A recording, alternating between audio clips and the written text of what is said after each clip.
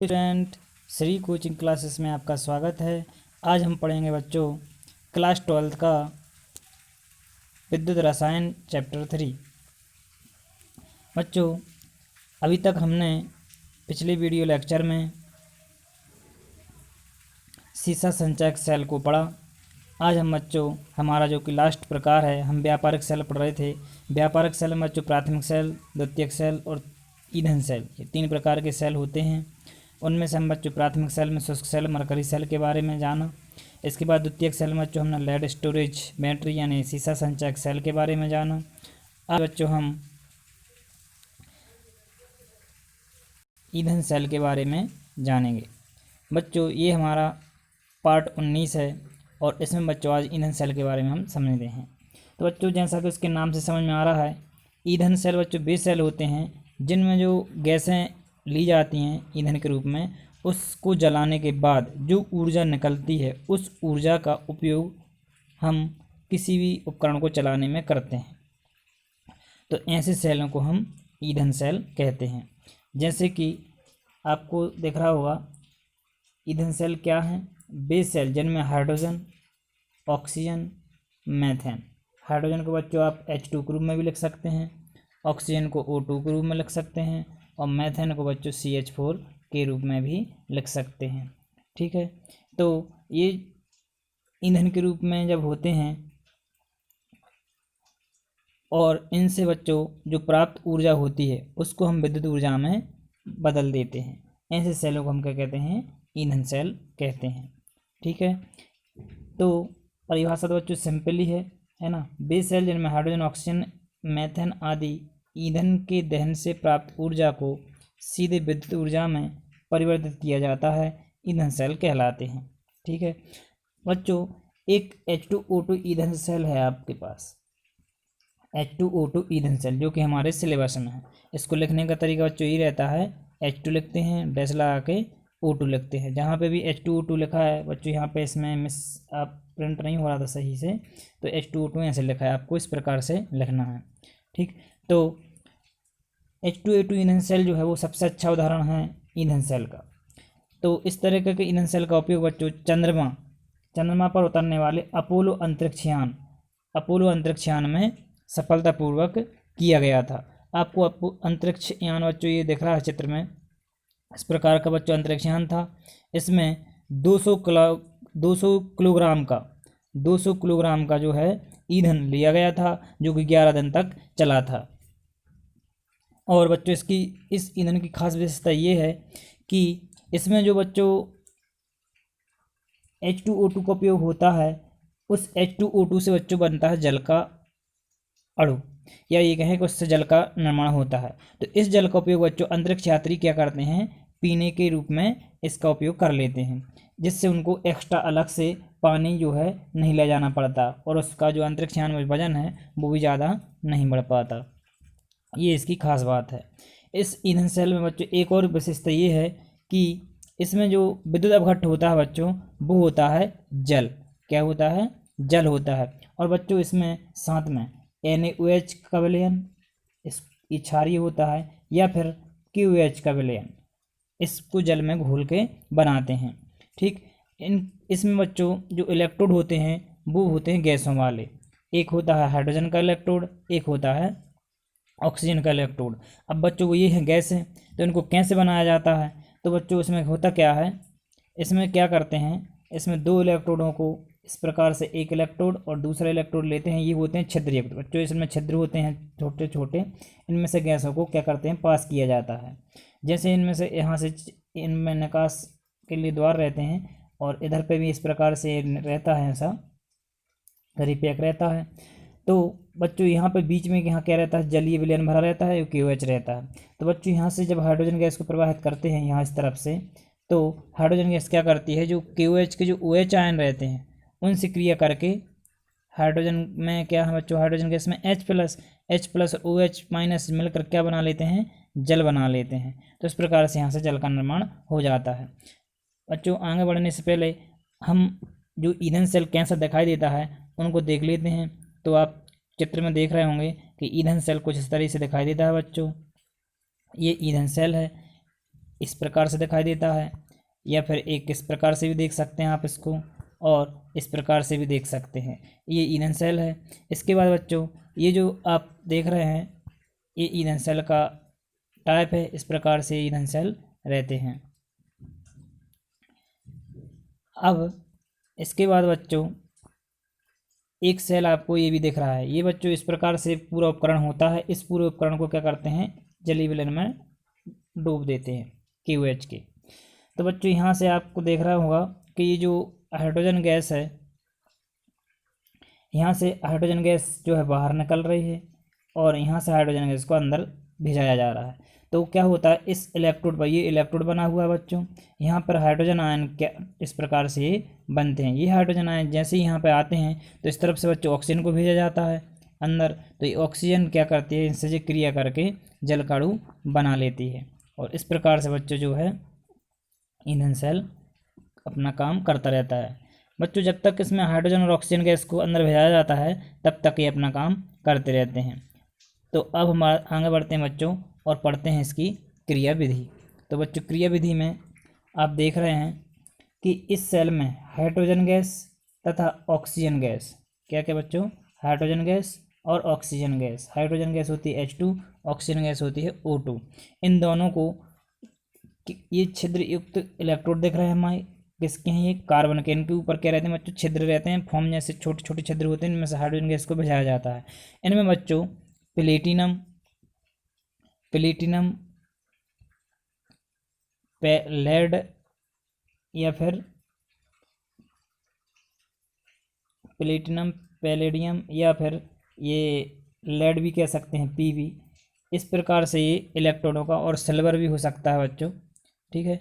तो इन सिल्वरों का जो है उत्प्रेरक के रूप में उपयोग किया जाता है। आपको बच्चों यहाँ पे एक और चीज़ खास आपको देखना है, यहाँ पे एनोड, एक छड़ कार्बन की जो है वो एनोड का काम कर रही है और एक छड़ जो है वो कैथोड का काम कर रही है। यहाँ से बच्चों जल बन के जो है बाहर निकलता जाता है, ठीक है। अब इसके बाद बच्चों आप देख रहे हैं कि यहाँ पे जो बीच में जो भरा है, ये क्या भरा है, KOH का विलयन या NaOH का विलयन, इनमें से एक किसी को हम ले सकते हैं। इस तरफ से बच्चों आपको दिख रहा है कि ऑक्सीजन गैस को भेजाया जा रहा है और इस तरफ से हाइड्रोजन गैस को भेजाया जा रहा है, ठीक। अब जैसे ही जब ये दोनों आपस में अंदर आते हैं तो अब यहाँ पर देखिए क्रिया विधि क्या होती है। यहाँ पर KOH या NaOH में से OH आयन रहते हैं, यहाँ से बच्चों हाइड्रोजन आयन प्लस आते हैं, हाइड्रोजन गैस को भेजाते हैं, तो बच्चों जैसे ही जल में आती है तो वो H+ के रूप में टूट जाती है। और जो KOH हैं वो बच्चों वहाँ पर OH माइनस पहले से ही माइनस आयन के रूप में रहते हैं। तो ये क्या करते हैं, दोनों मिलकर जल बनाते हैं और जल जो है बच्चों बाहर से दूर इधर से हम निकाल लेते हैं, ठीक। यहाँ से भेजाते हैं बच्चों हम ऑक्सीजन। अब बच्चों आपको ऑक्सीजन कैसे काम करता है, तो ये ऑक्सीजन क्या करता है, यहाँ से जो हाइड्रोजन आते हैं और इलेक्ट्रॉन आते हैं उनको ग्रहण करके ये जो है OH आयन दोबारा से फिर बना लेता है। ये OH और H बन के जल बन गया, और ये जो ऑक्सीजन है फिर से क्या बना लेता है, OH आयन बना लेता है, और इस प्रकार से जो है इसमें जल का अणु बनता जाता है और इस प्रकार से सेल कार्य करता रहता है। तो बच्चों ये इसकी क्रिया विधि थी, और इसको हम H2O2 ईंधन सेल भी कहते हैं, क्योंकि इसमें हाइड्रोजन ऑक्सीजन गैस का उपयोग किया जाता है, इसलिए इसको H2O2 ईंधन सेल या हाइड्रोजन ऑक्सीजन ईंधन सेल भी कहते हैं। अब बच्चों इसकी क्रिया विधि में क्या होता है वो देखते हैं। हाइड्रोजन गैस एनोड कक्ष में भेजी जाती है जहां उसका ऑक्सीकरण होता है। अब आपको बच्चों यहाँ पर ऑक्सीकरण से समझ में ये आ जाना चाहिए कि जब भी हाइड्रोजन गैस का संकेत होता है H2, और ये बच्चों जब ऑक्सीकरण होता है तो उसमें आपको पता होगा कि इलेक्ट्रॉन निकलते हैं। यहाँ पर बच्चों कितने हाइड्रोजन है, 2 हैं, इसलिए यहाँ पर कितने इलेक्ट्रॉन निकलेंगे, 2। और बच्चों 2 इलेक्ट्रॉन निकलेंगे तो हाइड्रोजन के ऊपर कितना प्लस आएगा, 2+। इसका मतलब H+ हम लिख सकते हैं, लेकिन यहाँ पर 2 हाइड्रोजन प्लस लगाने के लिए आगे 2 लगा देंगे, ठीक। तो इस प्रकार से बच्चों ये होती है आपकी ऑक्सीकरण की क्रिया। और बच्चों यहाँ पर क्या बता रहे हैं, ऑक्सीजन गैस कैथोड कक्ष में भी जाती है जहाँ उसका होता है अपचयन। तो बच्चों ये क्या होगा, अब ये जो ऑक्सीजन है आपकी, ये ऑक्सीजन क्या करेगी, इन इलेक्ट्रॉनों को जो है ग्रहण कर लेगी, ऑक्सीजन को ग्रहण करेगी। साथ में यहाँ पर क्या होगा, जल का अणु भी होगा, जल के साथ में ये ऑक्सीजन प्रवाहित की जाएगी। तो यहाँ पर एक ऑक्सीजन ये जल का, इसको एक बार फिर से अच्छे से लिख लेते हैं हम। मान लीजिए ये O2 है, प्लस साथ में इसमें जल का अणु है, प्लस इसमें साथ में इलेक्ट्रॉन है, ठीक है। ये इस प्रकार से जो है क्रिया विधि इसमें होगी, किस पर, कैथोड पर। तो बच्चों होगा क्या, आपको दिख रहा है कि यहाँ पर यहाँ पर जो है ऑक्सीजन 1 है और यहाँ पर 2 है, तो होगा टोटल 3, और हाइड्रोजन यहाँ पर कितने हैं, 2 हैं। तो बच्चों यहाँ पर हम इसको इस प्रकार से बैलेंस कर देंगे जिससे कि ये जो है बराबर हो जाए। तो बच्चों ये होता क्या है, ये सब में मिलकर क्या बनाते हैं, OH आयन बनाते हैं। बच्चों आयन क्यों बने, क्योंकि ये बच्चों ये इलेक्ट्रॉन ग्रहण करेंगे, इलेक्ट्रॉन ग्रहण करेंगे तो क्या बन जाएंगे, आयन बन जाएंगे। तो बच्चों हम यहाँ पर क्या करते हैं, यहाँ पर हम 2 लगा देते हैं, जिससे हाइड्रोजन कितने हो गए, 4। अब बच्चों 4 हाइड्रोजन हो गए, तो यहाँ पर हम अगर 4 लगा देंगे तो 4 ऑक्सीजन भी हो जाएंगे। तो बच्चों यहाँ पर देखिए आप 4 ऑक्सीजन दिख रहे हैं आपको, 2 ऑक्सीजन ये हो गए और 2 ऑक्सीजन ये हो गए, 4 ऑक्सीजन। तो 4 ऑक्सीजन और 4 हाइड्रोजन हो गए। बच्चों अब ये 4 माइनस आयन भी हो गए, तो यहाँ पर क्या करेंगे, 4 इलेक्ट्रॉन कर देंगे। तो इस प्रकार से 4 इलेक्ट्रॉन भी हो जाते हैं। तो इस प्रकार से हमारा ये समीकरण जो है बैलेंस हो जाता है। तो ये समीकरण जो है बच्चे आपको नीचे दिए गए हैं, तो इस प्रकार से आप यहाँ पर देख सकते हैं और इनको आप लिख लेंगे, ठीक है। तो इस प्रकार से बच्चों आप देख रहे हैं कि इसमें सेल अभिक्रियाएँ हो रही हैं। एनोड पर बच्चों जो हमने अभी आपको बताया था कि हाइड्रोजन जो गैस है वह OH आयनों से क्रिया करती है और H2O बना लेती है। इस अभिक्रिया में बच्चों 2 हाइड्रोजन थे, इसलिए 2 इलेक्ट्रॉन निकले। आगे बैलेंस करने के लिए बच्चों इसमें 2 का गुणा कर दिया गया है, ठीक।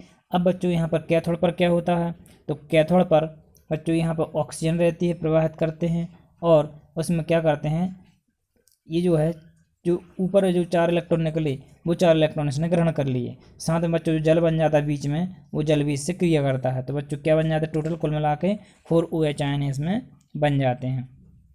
और इस प्रकार से बच्चों कुल सेल अभिक्रिया, पूरी संपूर्ण सेल की अगर हम एक साथ अभिक्रिया देखें एनोड और कैथोड की, तो इस प्रकार से जो है 2H2 और O2 और 2H2 यानी जल का निर्माण इसमें होता है। इसी जल का उपयोग बच्चों पीने के लिए अंतरिक्ष यात्री कर लेते हैं। अब बच्चों यहाँ पे ये चीज़ देखिए पूरी अभिक्रिया कैसे हुई है। यहाँ पे क्या हुआ है बच्चों, यहाँ पे अगर हम गुणा कर दें तो ये हो जाते हैं 4 इलेक्ट्रॉन और ये हो जाते हैं 4 OH और ये हो जाते हैं 2 यहाँ पे आएंगे, ठीक है। तो 2H2 हो जाता है, 4 OH हो जाता है और ये आपका 2 गुणा यहाँ पर भी हुआ तो 4H2O हो जाएगा, 4 इलेक्ट्रॉन हो जाएंगे। अब आप देखिए होता क्या है बच्चों, ये कैथोड पर जो अभिक्रिया हो रही है और एनोड पर जो अभिक्रिया हो रही है, इनको हम क्या करेंगे, एक जैसी चीज़ों को कैंसिल करेंगे। तीर के इस तरफ बारे, तीर के इस तरफ जो है इलेक्ट्रॉन 4 इलेक्ट्रॉन, तो तीर के इस तरफ बारे 4 इलेक्ट्रॉन कैंसिल हो जाएंगे। इस तरफ बच्चों 2 जल के अणु हैं, इस तरफ 4 जल के अणु हैं, तो यहाँ पे 2 अणु जल के कैंसिल हो जाएंगे और 2 बच जाएंगे। तो बच्चों ये लिख दिए, ठीक। अब बच्चों यहाँ पे क्या बचा, यहाँ पर 4 OH आयन है और यहाँ पर भी बच्चों 4 OH आयन है, तो ये भी क्या हो जाएंगे, कैंसिल हो जाएंगे, ठीक। इस प्रकार से बच्चों आपके पास बचेगा क्या, सिर्फ एक आपके पास H2 बचेगा, एक O2 बचेगा और यहाँ से बच्चों ये जो है जल के 2 अणु बचेंगे, क्योंकि यहाँ पे 4 जल के अणु हैं, ये 4 जल के अणु हैं, तो ये 2 का गुणा करेंगे तो इस प्रकार से 2 जल के अणु ये बच जाते हैं, H2O2 ये बच गए। तो इस प्रकार से संपूर्ण सेल अभिक्रिया ऐसे हो जाती है। बच्चों गैसीय मिश्रण को रेगुलर यानी सतत रखने पर लगातार कार्य करते रहता है ये सेल, और इस तरह के सेलों का जो टेम्परेचर रहता है बच्चों 70 से 140 डिग्री सेल्सियस पर ये उपयोग किए जाते हैं, जिनसे 0.9 वोल्ट की जो विद्युत धारा प्राप्त होती है। अब बच्चों आते हैं हम इसके सेल की विशेषताओं पर। तो ईंधन सेल की विशेषताएं भी होती हैं बच्चों। तो ईंधन सेल में क्या खासियतें हैं तो वो आप हम जानेंगे। तो देखिए ईंधन सेल में जो है बच्चों किसी भी प्रकार का हानिकारक उत्पाद नहीं बनता, क्योंकि बच्चों ये दोनों गैसें हैं और गैसें हैं तो बच्चों दोनों मिलकर फिर पानी बनाते हैं, तो पानी भी हमारे काम में जाता है। इस प्रकार से उसमें कोई भी प्रदूषण उसकी समस्या उत्पन्न नहीं होती।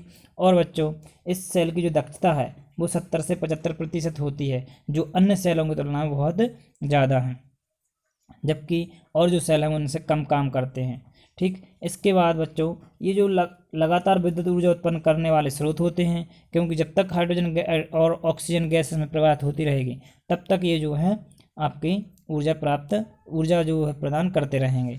इस प्रकार ये इनकी विशेषता हैं। अब बच्चों हम आते हैं कि ईंधन सेल को जब हम बनाते हैं तो या इसका निर्माण करते हैं तो क्या क्या कठिनाइयाँ आती हैं। तो बच्चों इसके निर्माण में बहुत कठिनाइयाँ आती हैं, उन कठिनाइयों के बारे में हम जानेंगे। तो बच्चों इसमें जो गैसें हैं, गैसीय ईंधन है, उसे कम ताप और उच्च दाब पर एकत्रित करके रखना कठिन होता है। दूसरी कठिनाई बच्चों इसमें जो इलेक्ट्रोड प्रयुक्त होते हैं इस ईंधन सेल में, जैसे कि प्लेटिनम, लेड, सिल्वर है। हमने बताया था आपको कि प्लेटिनम, लेड यानी Pb और सिल्वर मतलब Ag, इसको आप चांदी के रूप में जानते हैं। तो इनका उपयोग जो है बच्चों किया जाता है, जो कि अत्यंत महंगे होते हैं। ये बच्चों महंगे होते हैं, इनका उपयोग बहुत महंगा पड़ता है। और बच्चों तीसरी जो विशेषता है, इस सेल की जो दक्षता है सैद्धांतिक रूप से कितनी होना चाहिए, 95% होना चाहिए, क्योंकि गैसें पूरा का पूरा आपका 95% इससे ऊर्जा प्राप्त होना चाहिए, लेकिन इसमें मात्र कितनी होती है, 70 से 75% जो है ऊर्जा मात्र प्राप्त होती है, मतलब इनकी दक्षता इतनी होती है। तो बच्चों इस प्रकार से हमारा जो आज का चैप्टर था वो पूरा फिनिश होता है, ख़त्म हो चुका है। आपको इस अध्याय के इम्पोर्टेंट जो है क्वेश्चन आंसर आपको पीडीएफ के रूप में भेज दिए जाएंगे, जिनको आपको बहुत अच्छे से कर करके देख लेना है। और इसके बाद बच्चों अब हम मिलेंगे नए वीडियो में, नए चैप्टर के साथ, नए लेक्चर के साथ। तो अगर आप इस चैनल पर नए हैं तो इस चैनल को सब्सक्राइब करें, लाइक करें और कमेंट करें, और अपने दोस्तों को भी शेयर करें और बताएं और उसका लाभ प्राप्त करें। तो चलिए मिलते हैं नेक्स्ट वीडियो में, तब तक के लिए धन्यवाद।